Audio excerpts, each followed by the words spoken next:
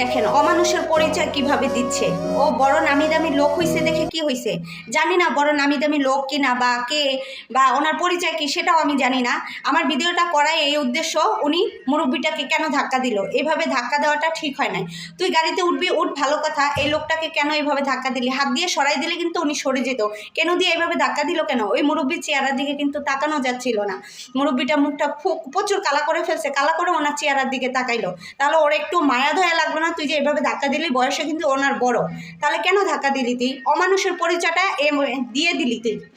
অবশ্যই তুই অমানুষ বিধায় তুই এই কাজটা করতে পারলি।